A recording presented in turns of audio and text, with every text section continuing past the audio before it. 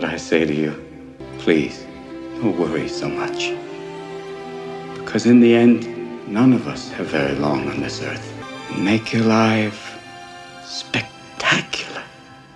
A lot of people talk about stand-up comedy nowadays. When a lot of comedians start performing stand-up, they have an incredibly positive outlook on where they can go in their career if they stay dedicated. But along the way for most comedians, it ends up being a rough ride until they either burn out and quit, or they achieve success after a long and hard road of eating dirt over and over again until they break forward. In this rough artistic journey, a lot of comedians become bitter and cold souls, but then there are some comedians who remain kind and genuine and are a pleasure to see and be around because of their electric energy and warmth. That brings us to Robin Williams. Robin Williams. Robin Williams. Robin Williams. Robin Williams. Who is Robin Williams? Some people describe Robin as one of the most brilliant comedians to ever pick up a microphone and tell jokes, and some say the opposite. With a boisterous and highly animated sense of humor, he was often seen as a loose cannon. However, this was merely the exterior. In addition to being an incredibly funny guy, he was also very well known for being an incredibly kind and wise man who would light up any room he walked into. Despite being one of the most kind men to ever grace the world of comedy, Robin had been battling demons for a very long time and had personally struggled with anxiety and depression. But besides that, what was it about Robin Williams that made him such an electric person with a heart of gold? What was it about him that gave him the ability to touch fans of comedy and cinema alike so deeply in a way that a lot of people never thought possible? By the end of this video, you will know exactly who Robin Williams is, where he came from, some of the amazing work he has done, what makes him such a unique human being, and what makes his style of comedy so confounding and otherworldly. This is Robin Williams, comedy's loose cannon.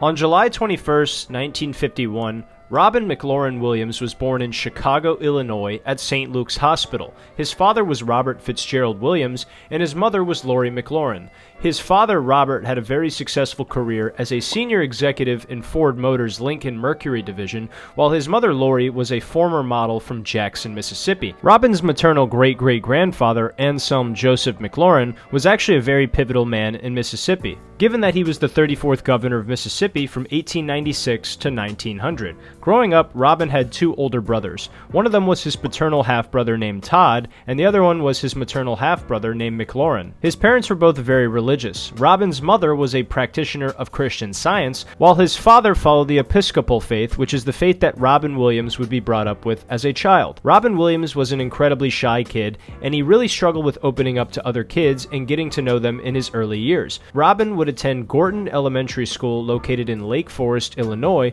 and then upon reaching the 6th grade, he would then attend Deer Path Junior High School for middle school. As a kid, Robin was very reserved, and he was also overweight, which unfortunately caused him to be bullied by some of the other students. As I mentioned earlier, Robin commonly described himself as a very shy and quiet kid, and that he would not overcome the shyness until high school when he would become involved in his high school drama department. This was an outlet for Robin to be the sweet and charismatic kid he always was, and his classmates and peers from junior high school described him as incredibly funny. Then in 1963, when Robin was just 12 years old, his father would receive a new assignment with Ford that would lead him and the family to move to Detroit, Michigan. Robin and his family lived in a 40-room farmhouse on 20 acres in suburban Bloomfield Hills, Michigan. Upon the move, Robin would transfer to a private school in Michigan called Detroit Country Day School, which was a secular school located in Oakland County, Michigan, north of Detroit. Following Robin's discovery of the drama department, he would really start to let his lovely, genuine personality shine for all others to see.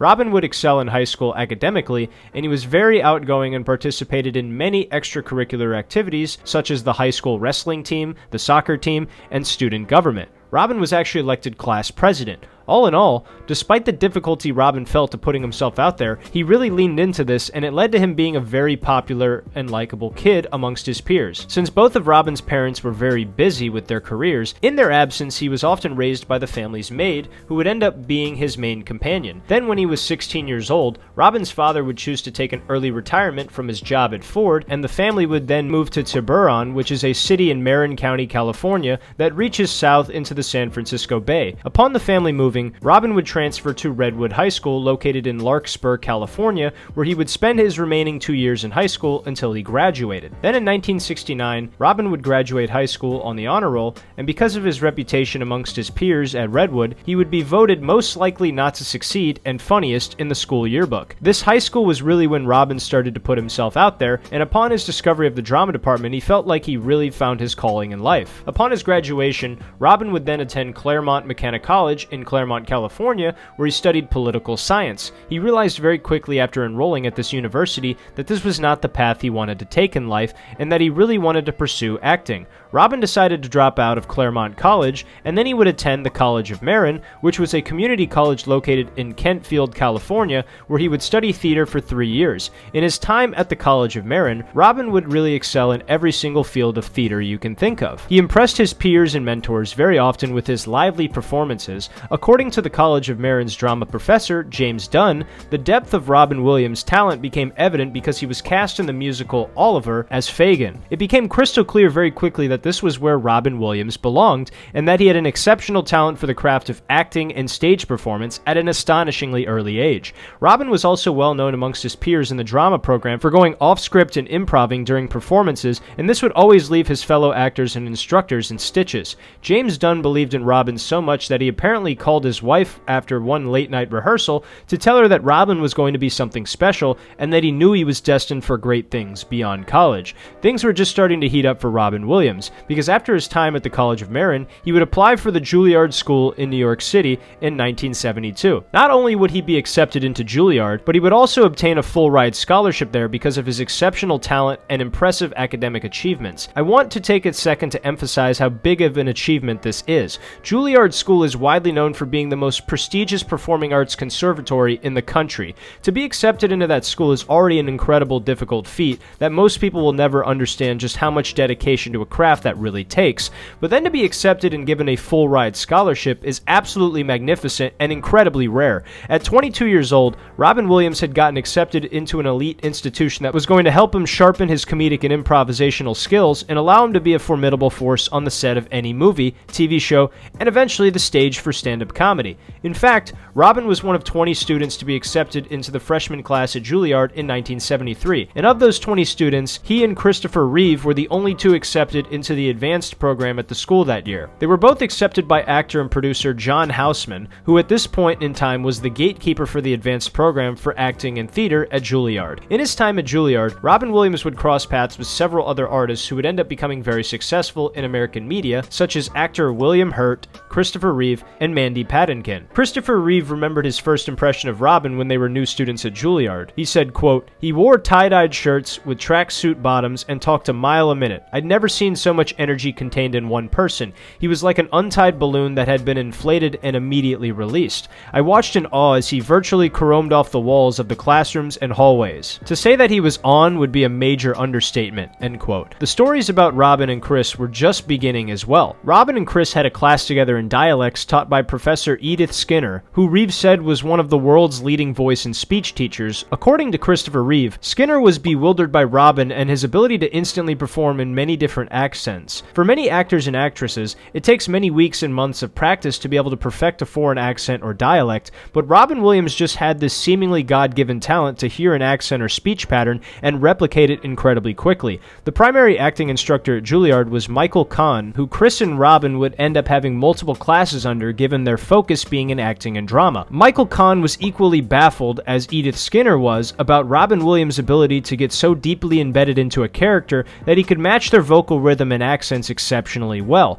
Robin Williams had established a reputation for being funny and a bit brash. In fact, Michael Kahn criticized his antics as simple stand-up comedy and noted that it was not highly conventional for drama. However, in a later production, Robin silenced his critics with his well-received performance as an old man in Tennessee Williams' Night of the Iguana stage play. Christopher Reeve was in attendance for the performance of the play and wrote, quote, "He simply was the old man. I was astonished by his work and very grateful that fate had thrown us together," end quote. Even after their time together at Juilliard, Christopher Reeve and Robin Williams would stay very close friends until Chris's death in 2004. According to Robin's son Zach, they were seemingly brothers in every conceivable way except blood, and they were always two peas in a pod. During the summers of 1974, 1975, and 1976, Robin Williams worked as a busboy at the Trident in Sausalito, California. Then during his junior year in 1976, Robin Williams would leave Juilliard at the suggestion of John Houseman. John had told Robin that he was already such an advanced artist and performer that there was simply nothing left for him to learn that Juilliard could teach him. He also heard this from another one of his professors known as Gerald Friedman, who said that Robin Williams was a genius and that the school's conservative and classic style of training did not suit him. No one was surprised that he left given his advanced aptitude of acting that he had demonstrated in his short time at the Conservatory of Arts. Then in 1976, after leaving Juilliard and moving back to California, Robin Williams would perform stand-up comedy for the very first time at the Holy City Zoo Comedy Club. This was a comedy nightclub in the San Francisco Bay Area that was functional from the mid-70s all the way to the late 90s. Robin had gathered the courage to perform stand-up comedy for the first time after working his way up from tending the bar at the comedy club. American journalist Gerald Nachman saw Robin Williams perform one night early in his career and had to say this, quote, "In the 1960s, San Francisco was a center for a rock music renaissance, hippies, drugs, and a sexual revolution, and in the late 1970s, Williams helped lead its comedy renaissance," end quote. Robin struggled a little bit in the beginning of his career performing stand-up, as do most great comedians, but similar to his time at Juilliard, it did not take him long at all to show audience members and fellow comedians how funny and brilliant he naturally was on stage. Robin Williams' early days of stand-up comedy were marked by his unique and frenetic style, combining rapid-fire improvisation, witty observations, and an incredible range of characters and voices. It's hard for me to watch my son breastfeeding because I know he's only 10 months old. That's enough. Because I have this horrible fear that a midget came in during the night and will get out of here. Hey, your wife's got nice tomatoes. Hey, that's a joke there. Hey. Some of Robin Williams' early comedic influences included Jonathan Winters, Jay Leno, Peter Sellers, and Lenny Bruce. When Robin told jokes, they were funny, but where he really stood out was his improv and his ability to be animated and funny off the cuff. One of the key elements of his early stand-up was his ability to improvise and create spontaneous, often surreal comedic moments. His mind seemed to work at lightning speed, and he could seamlessly transition from one character or topic to another, leaving audiences in stitches. Once you have a son, all your little sperms go, "I'm unemployed." So hard they're standing in line going, "Yes, what did you formerly do?" "Well, I came and went." "No, seriously." "What are you applying for?" "I'd like to be a white blood cell." "What are you going to do with the tail?" "Sweep up." I don't know. It's wonderful. You can hear me without this, can't you? I'm going off this. No? Oh, no. Hey, wait, on acid. Hey. Yes, this incredible vibrator can do more than help you.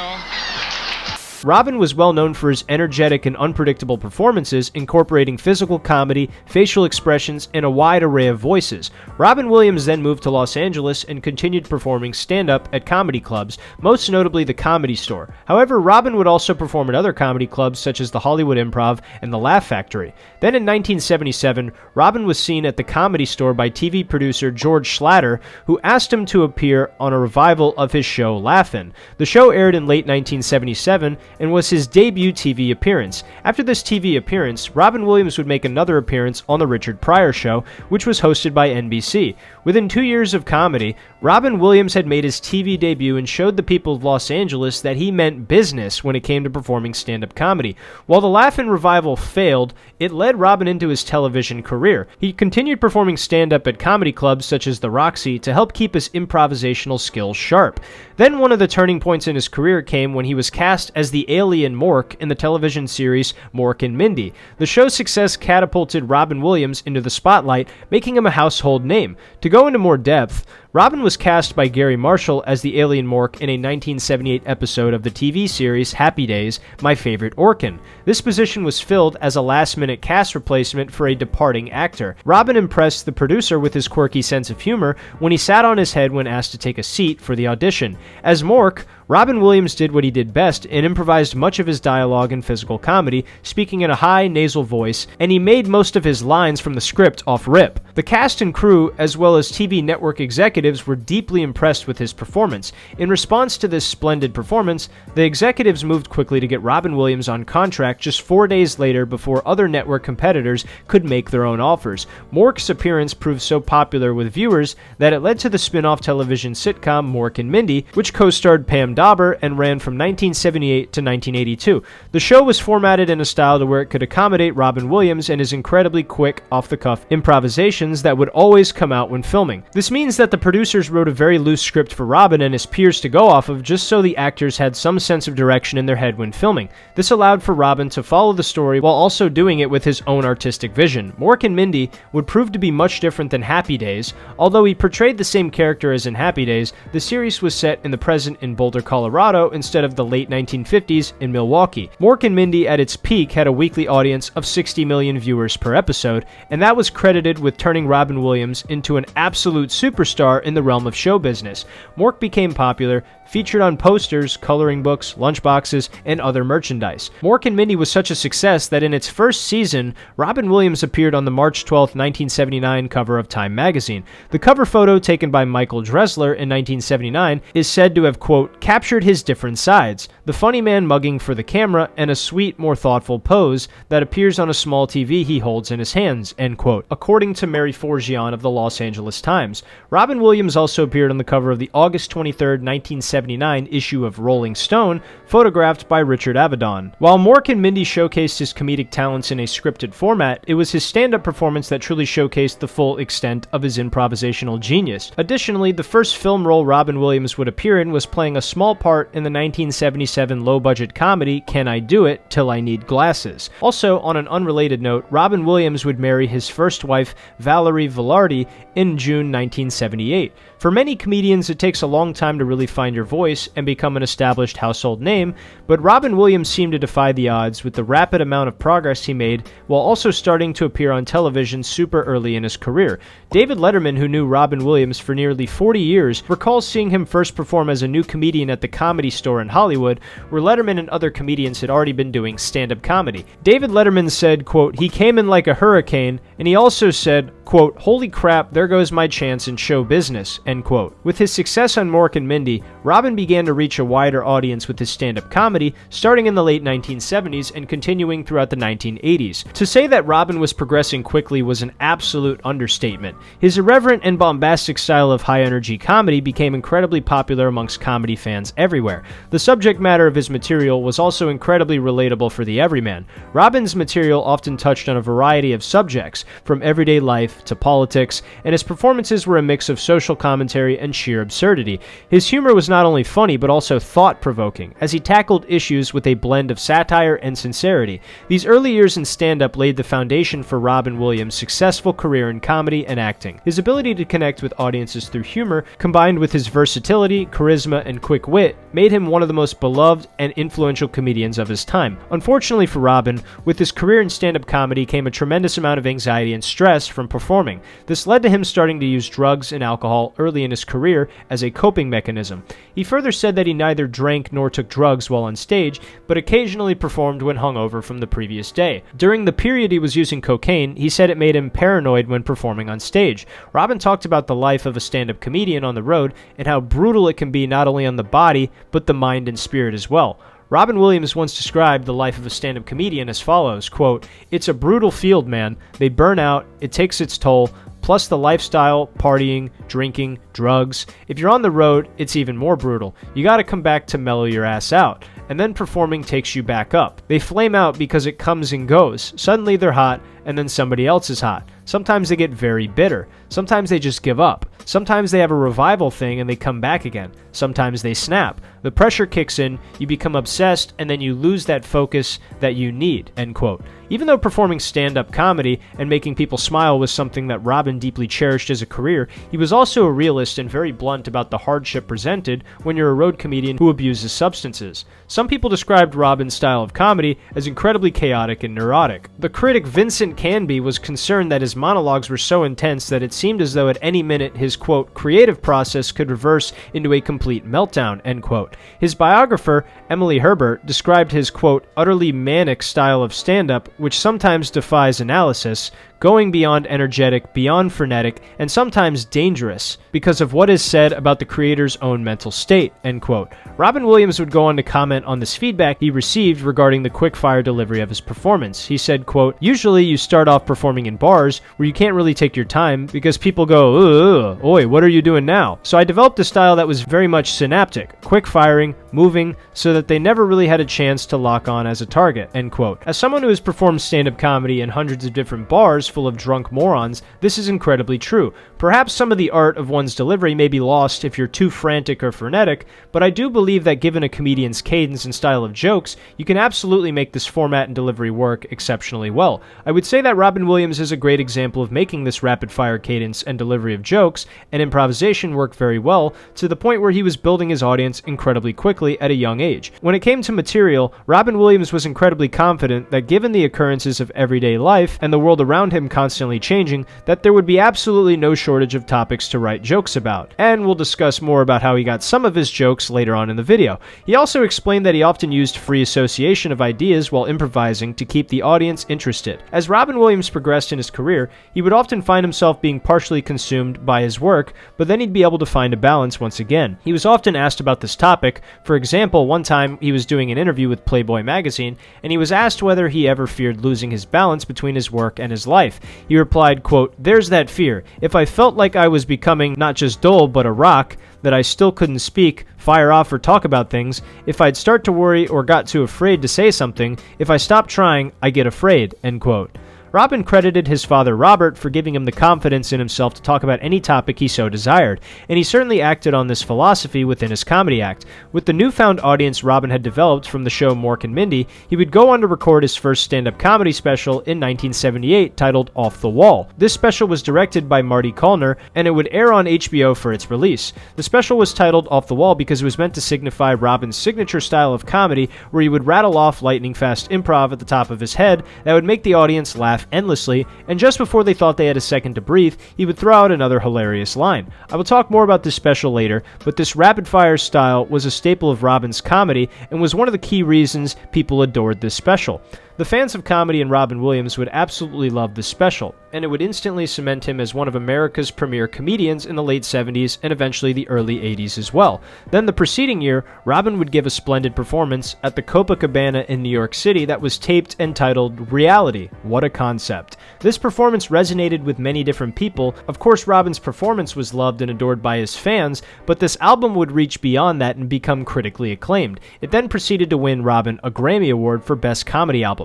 Given his success on TV with Mork and Mindy, an incredible comedy special under his belt, and now an award received from critical acclaim for his hard work, it became glaringly apparent that Robin Williams was the real deal when it came to show business, and that he had a long career of entertaining people ahead of him. While his stand-up career was blooming and maturing, Robin would also start to make more appearances in TV and film. His first starring performance would be as the title character in Popeye in 1980, in which Robin showcased the acting skills previously demonstrated in his earlier television work. The film would not be well received publicly, but it was not blamed on Robin's performance. Then in 1982, he went on to star as the leading character in The World According to Garp. This is a 1982 film directed by George Roy Hill, based on the novel of the same name by John Irving. The film explores the life and experiences of T.S. Garp, played by Robin Williams, as he navigates the challenges and complexities of his world. In this dramatic role, Robin Williams demonstrated his versatility as an actor, proving that he could tackle serious and emotionally charged characters. A lot of people thought that given the fact Robin Williams was a comedian with a bombastic act on stage, and that he really hadn't tackled a more solemn and serious acting role, this would be an incredibly demanding and arduous role for Robin to nail as an actor. And boy, were these people wrong. The film covers a wide range of themes, including family dynamics, love,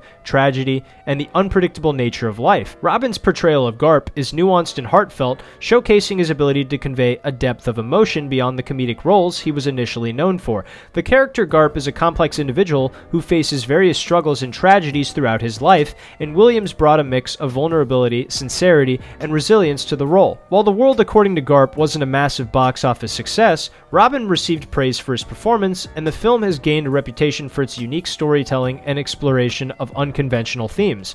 This role marked a pivotal moment in Robin Williams' career as he began to demonstrate his range as an actor, and eventually this led to more diverse and dramatic roles in films for Robin. Additionally, in the year 1983, 1983, Robin and his wife had their first child together named Zachary Williams. This completely changed Robin and his wife's life, but he did not slow down his work as an actor. He continued with other smaller roles in less successful films, such as The Survivors in 1983 and Club Paradise in 1986. Even though Robin expressed gratitude for the opportunity to act in these movies, he said these roles in particular did not help him in advancing his film career. Then in 1986, Robin Williams would be selected to co-host the 58th Academy Awards alongside actors Chevy Chase and Goldie Hawn. The three hosts, known for their individual comedic styles, brought a mix of humor and spontaneity to the ceremony. Out of the three hosts, though, Robin would steal the show and stand out the most by a long shot. Robin Williams in particular was celebrated for his improvisational skills and ability to engage the audience. The hosting gig allowed him to showcase his quick wit and comedic timing in front of a global audience. During the ceremony, Robin and his co-host delivered monologues, engaged in banter, and introduced various segments of the show. Robin's irreverent and energetic style was well received, adding an element of unpredictability to the Oscars. While the 58th Academy Awards ceremony is remembered for its entertaining hosting trio, it's worth noting that hosting the Oscars is often considered a challenging task due to the pressure and scrutiny associated with the high-profile event. Robin Williams' involvement in co-hosting the ceremony was another example of his versatility as a performer, seamlessly transitioning between stand-up comedy, acting, and hosting major events in the entertainment industry. This immense amount of success for the young Robin Williams led to him being a regular guest on various talk shows, including The Tonight Show starring Johnny Carson and Late Night with David Letterman, on which he appeared approximately 50 times. Given the incredulous amount of work Robin Williams did in his early life and career, it is fair to say that at this point a star had been born. From being a chubby kid getting bullied in school, to a freshman at Juilliard on a full-ride scholarship, to leaving Juilliard because there was nothing left for him to learn as an actor, to blazing the world of comedy with his tremendous ability to improvise and make an audience laugh, Robin Williams proved in his early career that he was an absolute powerhouse when it came to stand-up comedy, improv, and acting. With his early success, what came next for Robin Williams would not be a surprise for anybody who knew what he was capable of.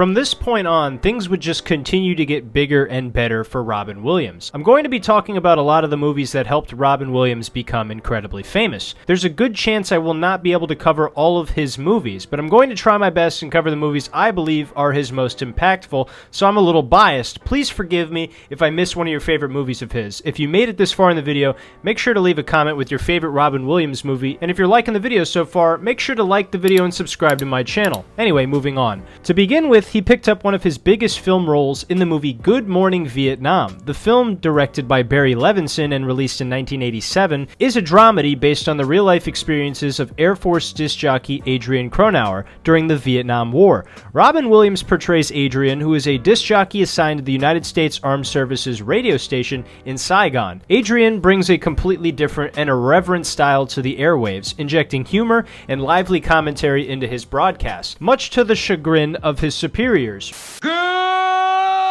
morning, Vietnam! Hey, this is not a test. This is rock and roll.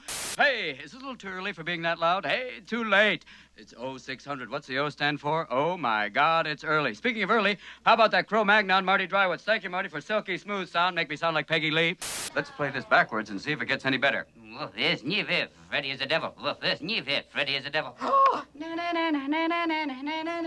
Picture a man going on a journey beyond sight and sound.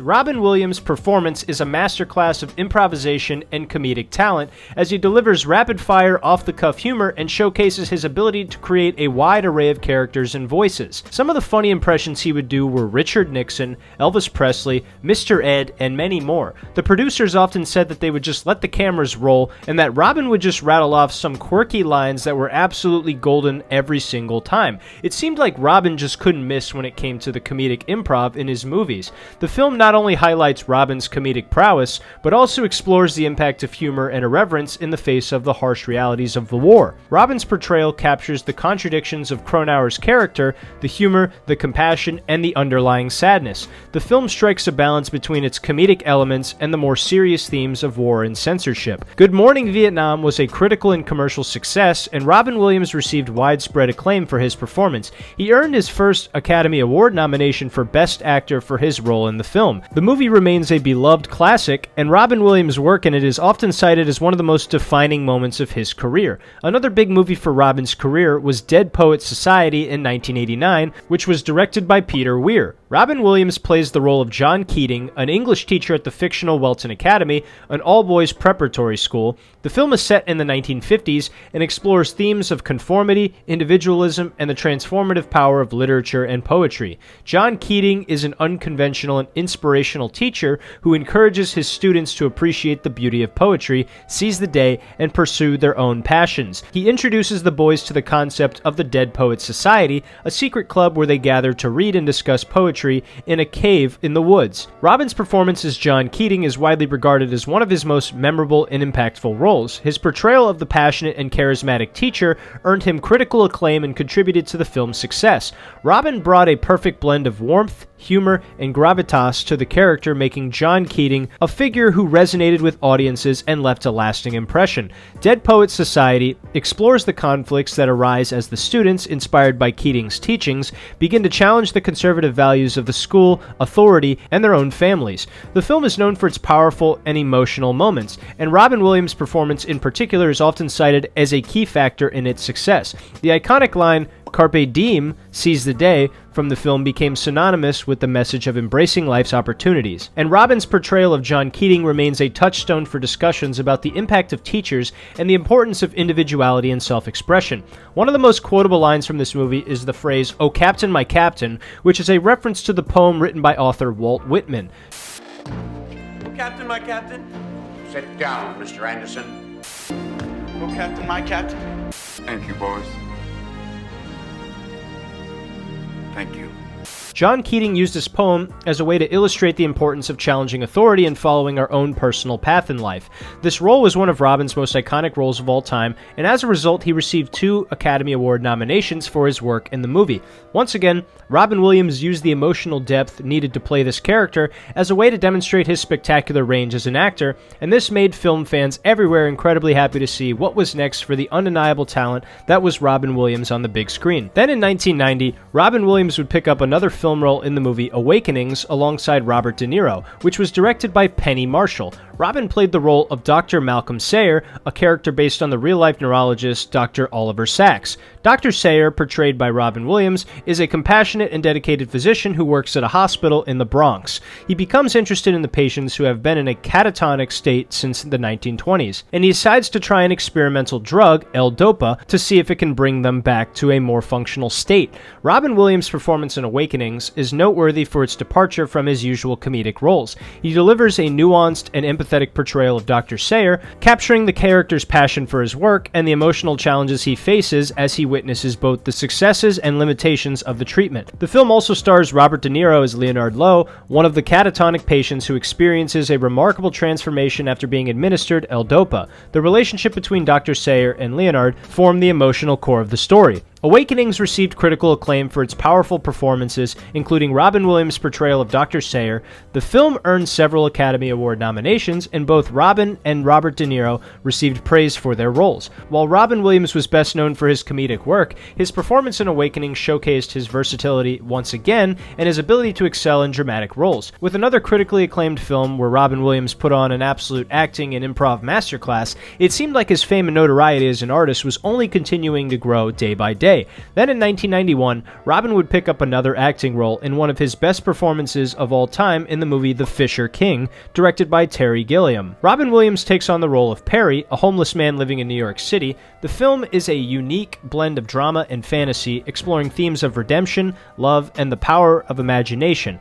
Robin Williams' character Perry was once a history professor named Henry Sagan. However, a tragic event in his past for which he holds himself responsible led to a mental breakdown. Perry now lives on the streets, struggling with the trauma and finding solace in his fantastical visions. The story revolves around the unlikely friendship that develops between Perry and Jack Lucas, who's played by Jeff Bridges. Jack is a former shock jock radio host who indirectly contributed to Perry's breakdown. As Jack tries to make amends, he becomes entangled in Perry's world of imagination and quests. Robin Williams' performance in The Fisher King is a testament to his dramatic range. While he was widely known for his comedic talents, his role allowed him to showcase his ability to convey deep emotion and vulnerability. Perry is a complex character, seamlessly moving between moments of whimsy, sorrow, and profound insight. Robin would earn critical acclaim for his performance in The Fisher King, and he received an Academy Award nomination for Best Actor for his portrayal of Perry.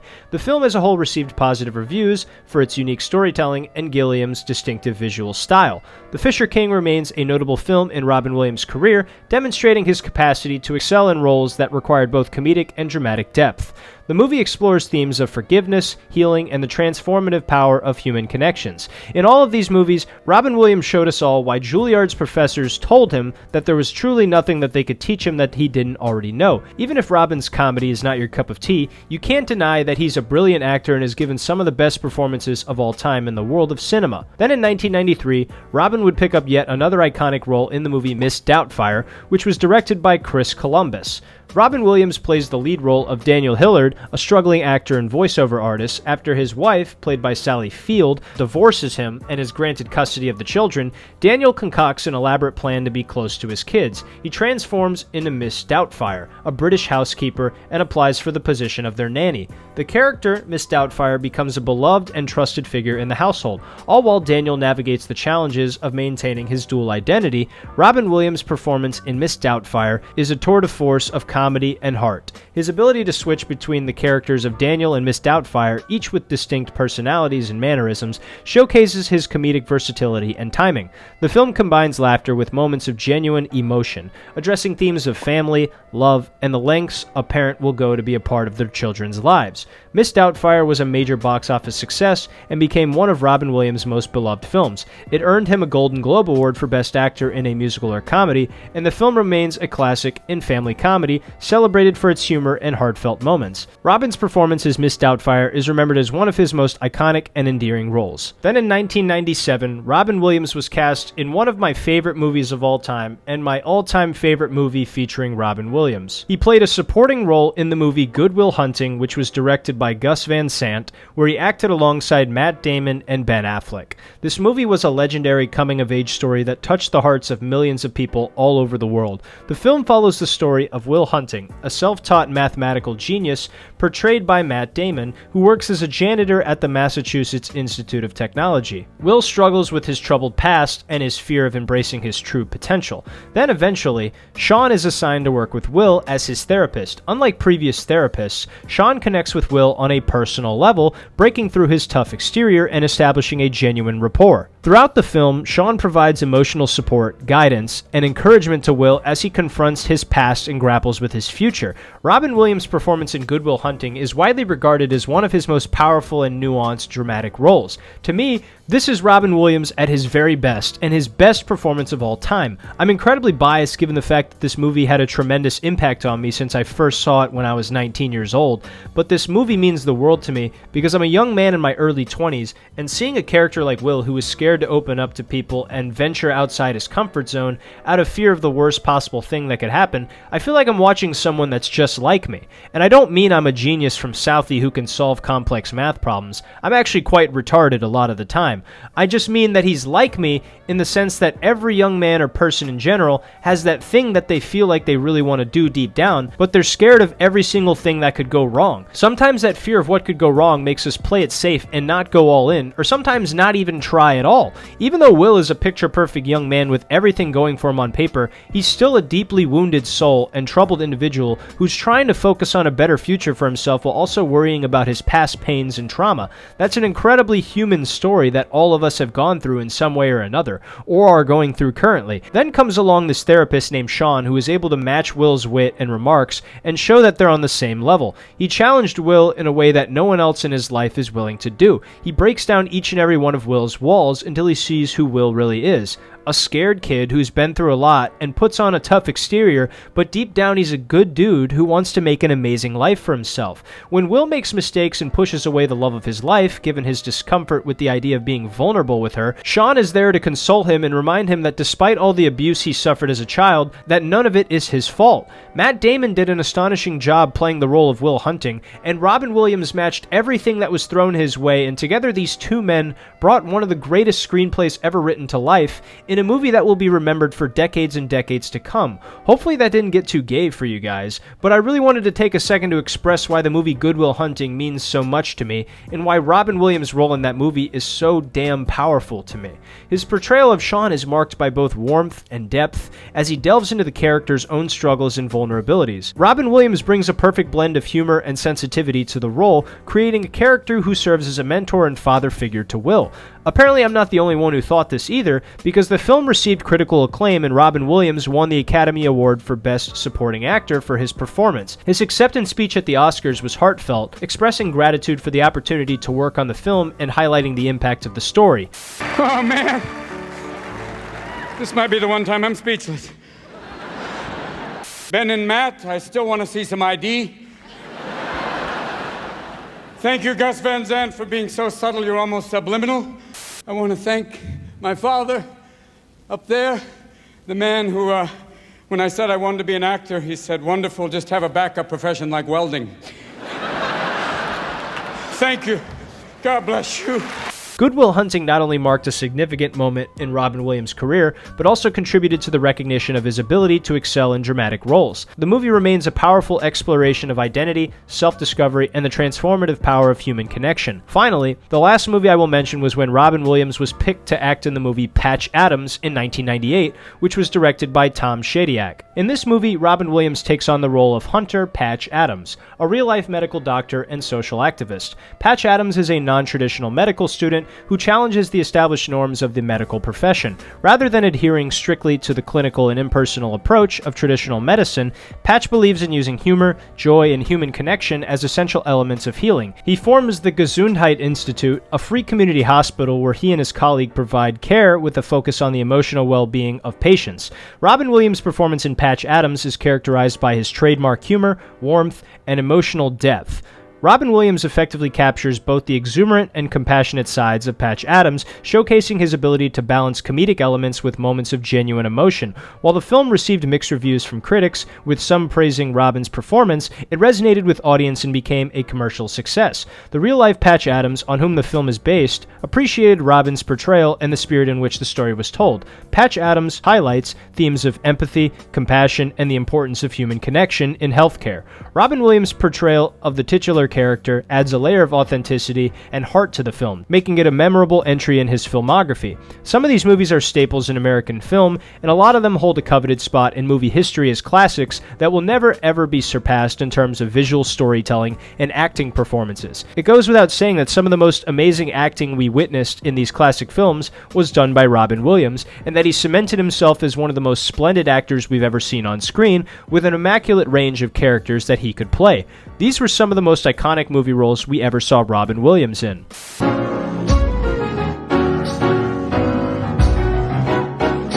Early on in his career, Robin Williams started appearing on late-night talk shows, and he had some absolutely fantastic appearances on The Tonight Show with Johnny Carson, Late Night with David Letterman, and also Late Night with Conan O'Brien. Robin Williams was a frequent and beloved guest on these late-night talk shows throughout his later career as well.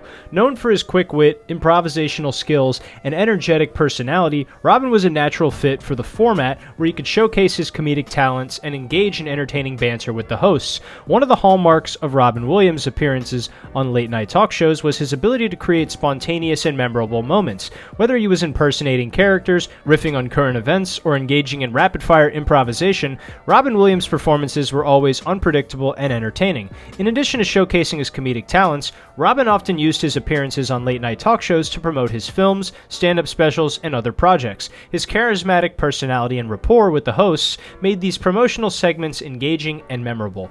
Overall, Robin Williams' appearance moments on late-night talk shows were a testament to his comedic genius and ability to connect with audiences. His energy, humor, and spontaneity made him a standout guest, and his contributions to the world of late-night television remain a cherished part of his legacy. I'll pick a few of my favorite performances of Robin Williams on late-night talk shows and share them with you. Some of you may have seen a few of these clips before. One of my favorite clips is with Johnny Carson called Robin Williams is Lightning Fast. There's a bunch of goofy moments in this interview, so I'll just show you a few of my favorite moments of it. Check it out. What were you doing at 10? 10? I was going, what's that? Well, the fun's just beginning. I have a choice. I could either become a priest or go blind. I took him to Disneyland, which is fun, and I thought Mickey Mouse would be nice, but to him, Mickey Mouse is a 6-foot rat. It's like, oh, fella! And there's Goofy going, He's out of deliverance. Leave me alone. I think my favorite joke is the one when Robin is talking about his son Zach, and Carson just eats up the impressions and lets Robin do his thing, as a great late-night host should do. Another favorite clip of mine is with David Letterman. When Robin Williams comes on, it's called Robin Williams Takes Over the Show. Letterman is also very smart about how he lets a guest lean into their element, so this interview made for a great appearance where Robin Williams could lean into his comedic arsenal and hurl out some hilarious improv for everyone to laugh at. Check it out. Thank you very much. God, this is a strange place. Oh, wonderful. This is, God, look, this nice loft, man. Everything is inventoried. I'm sorry. Swear to God, man, I didn't touch it. There are catalogs in the lobby. You got up here, this lovely, what does this do? If there's a fire, it's like, keep going up. It's like, Maria! Maria!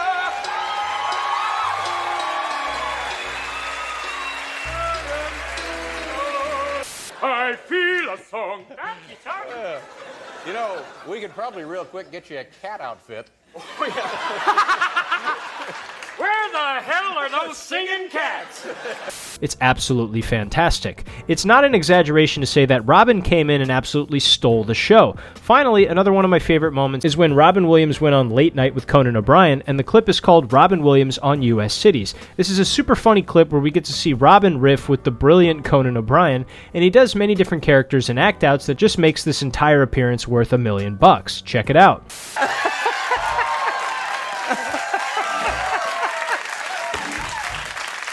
I hate to bring this up, but I think your fly is open a little bit when you came out. Nice of you to notice, though. You haven't been married that long, I guess. Vegas is Silicon Valley. There are breasts there that God goes, I've never seen those. And a girl came in wearing a T-shirt with stripes. It was like a growth chart, like 12, 14, 39. Conan cannot get enough of just how much of a goofball Robin Williams is in the beginning when he keeps dancing around before sitting down in the chair. And this just amplifies more and more as Robin starts to do voices and hop into some amazing improv about U.S. cities. All in all, given Robin's bombastic charade he often puts on when improvising, he was a brilliant guest for all the late-night talk shows, and all the hosts had nothing but amazing things to say about him. These are some of my favorite late-night talk show moments featuring Robin Williams.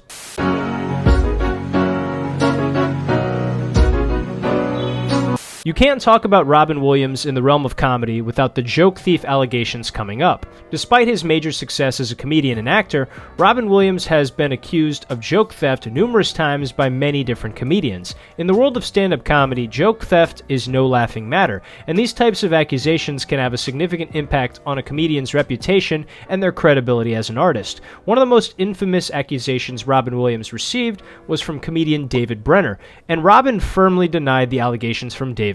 If you don't know who David Brenner is, he is often described as one of the pioneers of observational comedy, and he was incredibly active during the 70s and 80s, making many appearances on The Tonight Show with Johnny Carson. Given the fact that Robin Williams is observational in his comedy, when he was or wasn't doing off-the-cuff improvisation, I could perceive there being an overlap there if Robin Williams did steal from him. I, of course, do not know for sure whether he stole from David Brenner or not, because I wasn't there personally. I was still swimming around in my father's ballsack. But given the amount of accusations Robin has received, it seems likely to me he's guilty to some degree.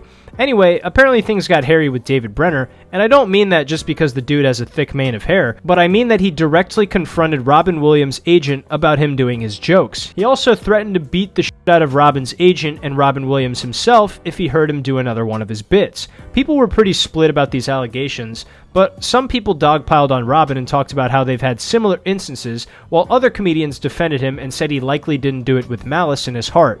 Whoopi Goldberg from The View actually came out and defended Robin Williams, but you probably couldn't hear her over those yammering bitches. Whoopi said that it is incredibly difficult for a comedian to not reuse another comedian's material and that it happens quite often. Now this may sound to you like Whoopi Goldberg is saying that joke theft is extremely common amongst comedians, but that's not exactly what she means. What I believe she meant by this is that comedians' line of thinking for finding a joke in a subject is usually kind of similar amongst fellow comics. This is probably why if you listen to 50 different comedians do a joke about homeless people in New York City, you'd probably notice some overlap of angles and punchlines that were said by the comedians. This doesn't mean that they're stealing from one another, but just that they happen to tread the same ground when writing jokes and looking for material about the homeless people in New York City. Now obviously there's always a chance of theft, but I'd say it's much more likely that parallel thinking has happened, or at worst, cryptomnesia. Cryptomnesia is an incredibly common thing that happens with artists of all genres and not just comedians. Have you ever heard an idea from one of your friends and then 3 weeks later you remember their idea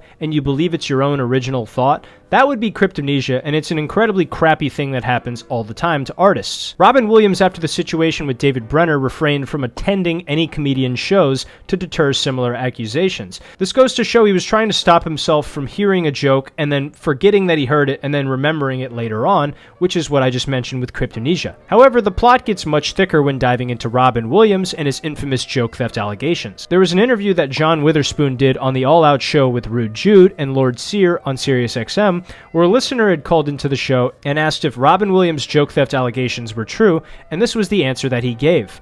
Was it true that Robin Williams was known in the comedy world as a comedian that would go around and steal other comics material?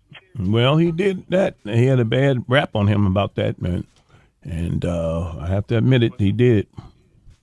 You know, it's not good to talk about the dead, but yeah, he would take people's material. And he would have he would have his lawyer come in there when he come back to the comedy store and give everybody a check that he stole the material. See if you prove that he had stolen the material. And he would steal stuff every week when he was on Mark and Menday. So yep. But you didn't get that from me. He would take material and then come back with a check and pay them for the When he material? was on Mark and Menday, they told me he was ad-libbing. He was ad-libbing. That's why he was so funny. He taking all everybody's best material. So upon hearing John Witherspoon talk about the allegations, I feel pretty secure in believing that Robin Williams definitely stole some jokes. Given his style being riffing and improvisation, I could see him just rattling off many different comedians' jokes that he had heard before that he thought were funny, and then when called out on it, Robin would have his lawyer write them checks so they were at least compensated in some way for Robin taking their bit. However, while the money is a kind gesture, a check for $1,000 is nothing compared to how much Robin Williams is going to make, so it probably wasn't enough. Probably the worst part about these accusations were the fact that a lot of comedians that Robin Williams reportedly stole from were not David Brenner. They were much younger and up-and-coming comedians who didn't have 2 nickels to scratch together. It's upsetting to think that someone as brilliant and talented as Robin Williams would have to steal jokes when performing stand-up comedy, but it is what it is, I suppose. I deeply respect Robin Williams as an artist, but given the insurmountable amount of accusations he received about stealing jokes, it's pretty safe to say he was probably a joke thief. When I was researching this topic, I actually found an entry on Kempa.com called Robin Williams, Prince of Thieves. And if you read through this entire entry on the website,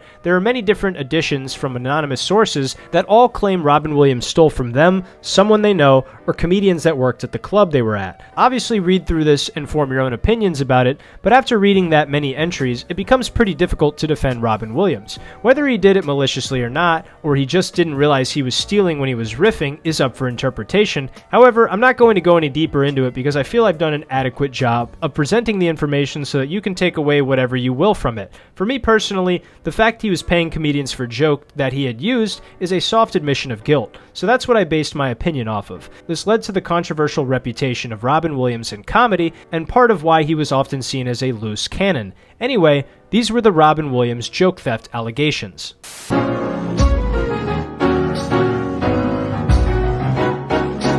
Ironically, after talking about the joke theft allegations, now we will discuss some of the stand-up comedy specials Robin has produced. Robin has a long and distinguished body of work in comedy and cinema, but when it comes to stand-up comedy, despite the allegations, there's no denying the fact that Robin Williams is one of the greatest and most beloved comedic voices to ever bless the art form. He has a heavily beloved reputation amongst many old-school comedy fans, and that's for good reason. Over the course of Robin Williams' life, he had a plethora of comedy specials that are all hilarious and brilliant in their own unique way.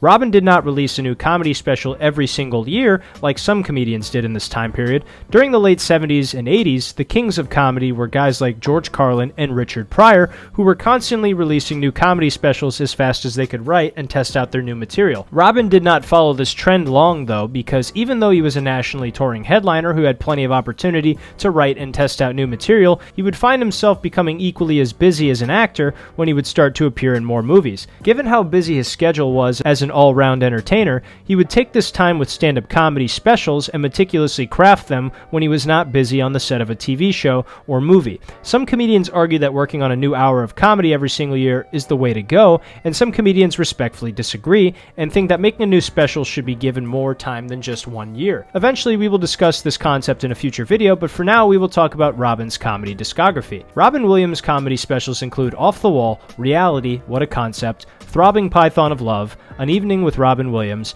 A Night at the Met, Robin Williams live on Broadway, and Weapons of Self-Destruction. Out of all these specials, my favorite two are Off the Wall and Weapons of Self-Destruction. We will start by talking about Off the Wall. The special was filmed in 1978, and it captured Robin Williams' stand-up comedy at its peak during the late 1970s. The special marked a significant moment in his career, and it further solidified his reputation as one of the most innovative and energetic comedians of his time. In Off the Wall, Robin Williams touched on various topics with his unique blend of humor, incorporating social commentary, absurdity, and his remarkable ability to create spontaneous comedic moments. The special is often praised for showcasing his unparalleled comedic talent and became an important part of his legacy in stand-up comedy. It's pretty amazing to think that Robin was so good at improvisation so early in his career.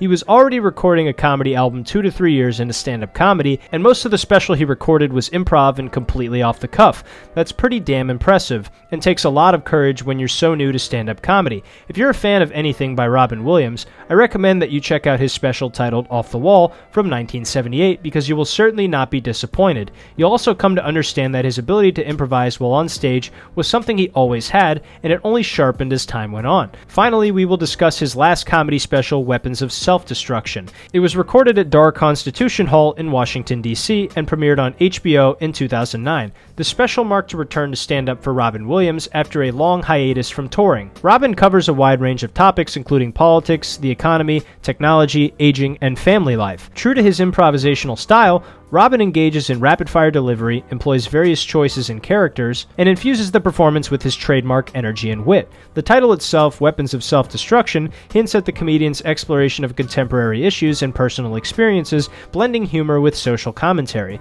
Throughout the special, Robin reflects on his own life, shares anecdotes, and offers his humorous take on the state of the world. As with much of Robin's stand-up, Weapons of Self-Destruction received positive reviews for its humor, insight, and the comedian's ability to tackle serious subjects in a way that resonates with audiences. It showcases Robin Williams at his comedic best, using laughter as a means of navigating the complexities of the human experience. It's worth noting that the special was part of Williams' enduring legacy in comedy, and it provided fans with another opportunity to appreciate his talent for making people laugh while also offering thoughtful observations on the world around him. To avoid copyright claims, I will not be showing any clips. However, if you're interested in watching these two comedy specials, they are both available to watch on YouTube, and I'd recommend you do it if you're a fan of anything Robin Williams. These comedy specials will not disappoint.